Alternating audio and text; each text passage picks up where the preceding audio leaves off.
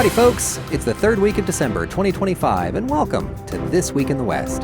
I'm Seth Spillman, broadcasting from the National Cowboy and Western Heritage Museum in Oklahoma City. On this podcast, we share stories of the people and events that shape the history, art, and culture of the American West, and those still shaping it today.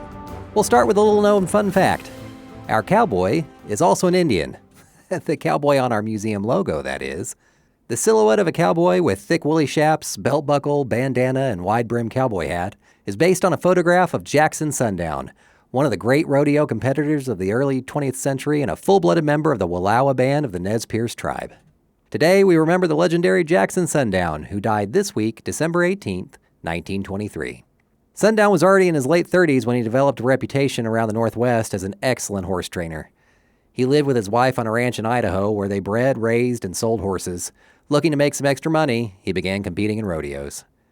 But as we'll find out, Sundown had already lived a pretty full life before he set foot in a rodeo arena.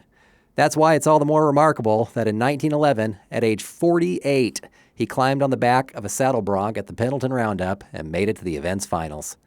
He eventually became such a winning competitor in bronc riding that other competitors dropped out when they saw his name on the entry list. Rodeo organizers would hire Sundown, who, by his 50s, was a popular draw for the crowd, and he'd put on riding exhibitions instead. But Pendleton is where he continued to add to his legend. Jackson Sundown made for a wild sight even before getting on the back of a horse. He was known for wearing bright shirts and orange Angora chaps. He wore his hair in the traditional style of his tribe with a pompadour and braids on the side. He fared well at Pendleton in 1914 and 1915. In 1916, Sundown was 53, but showed no signs of slowing down. He had 2 qualifying rides and drew the horse Angel for his third.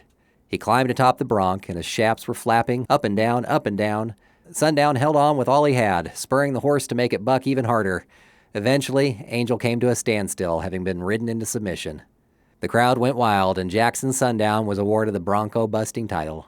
He was given a $350 trophy saddle and the all-around cowboy belt. He was the first Native American to win the championship. The Oregon Daily Journal quoted Sundown saying, "Many years I ride and many times I win money, sometimes little, sometimes plenty much, but never did I get first place before." It was an incredible summit for a life that years earlier had been spent on the run. He was born in 1863 with a Nez Perce name meaning blanket of the sun. By the age of 14, he was active in the Nez Perce War of 1877. But unlike Nez Perce leader Chief Joseph and many of his tribe members, Sundown escaped the U.S. Army cavalry and fled to Canada. Some legends say Sundown hid there for 2 years with a group of Sioux, including Sitting Bull. Eventually, Sundown returned to the United States, working as a ranch hand and living first in Washington, then on the Flathead Reservation in northwest Montana and the Nez Perce Reservation in Idaho. But those few moments of glory at Pendleton cemented Jackson Sundown's legendary status. Author King Kesey wrote about the run in his book, The Last Go-Round, and the photos he took that day in Pendleton live on. It was only 7 years after that incredible day that he developed pneumonia and died in 1923. Jackson Sundown was 60 years old. And with that, the sun is set on another episode of This Week in the West.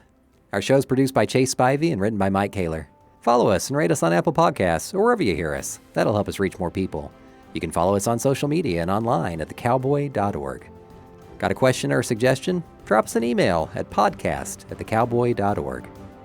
We leave you today with the words of Al Fonberg, a manager at the Pendleton Roundup in the early 1900s. Jackson Sundown stole the show, for not only was he a great rider, but he made a striking appearance as well. He was 6 feet tall and slim and straight as an arrow, and he sat on a horse with such nonchalance that the crowds went wild. I never saw him show nervousness or irritability, nor did his regal bearing or natural courtesy ever desert him. Much obliged for listening, and remember, come find your West here at the National Cowboy and Western Heritage Museum.